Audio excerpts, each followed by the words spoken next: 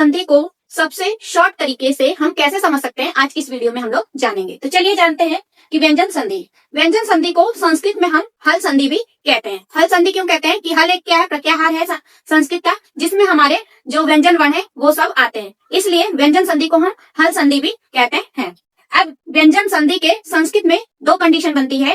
पहली कंडीशन क्या बनती है कि जो पहला पद है उसका अंतिम वर्ण यदि व्यंजन वर्ण आता है, प्लस जो दूसरा पद है उसका पहला वर्ण यदि व्यंजन वर्ण है, तो किस में जाएगा, व्यंजन संधि में जाएगा। अब इसका उदाहरण देखिए, सत प्लस जन, सज्जन। ठीक है, ये जो सत है त क्या है, व्यंजन वर्ण है, और ज क्या है, व्यंजन वर्ण है। यानी जो पहला पद सत है इसका आखिरी वर्ण त व्यंजन वर्ण है, और जो दूसरा पद है जन, ये क्या है, पहला वर्ण इसका क्या है, व्यंजन वर्ण है। तो व्यंजन प्लस व्यंजन वर्ण बराबर क्या हो गया, व्यंजन संधि। बना क्या हमारा, व्यंजन, यानी जो ये त था क्या बना, ज बना। ठीक है, इसी तरह दूसरी कंडीशन क्या है हमारी, ये व्यंजन जो पहला पद है वो हमारा क्या होना चाहिए, व्यंजन वर्ण होना चाहिए, लेकिन जो दूसरा पद है यदि उसमें स्वर वर्ण भी आ जाता है तो भी वो संधि हमारी किस में जाएगी, व्यंजन संधि के अंतर्गत ही मानी जाएगी।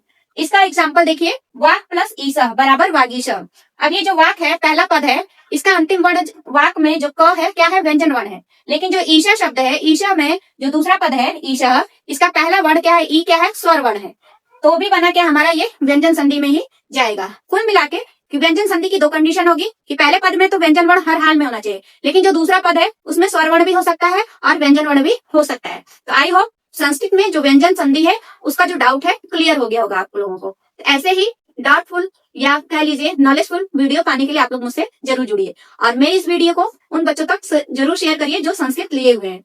और आप यदि चैनल पर पहली बार आए हैं तो चैनल को सब्सक्राइब जरूर कर लीजिए संस्कृत को इजी वे में सीखने के लिए।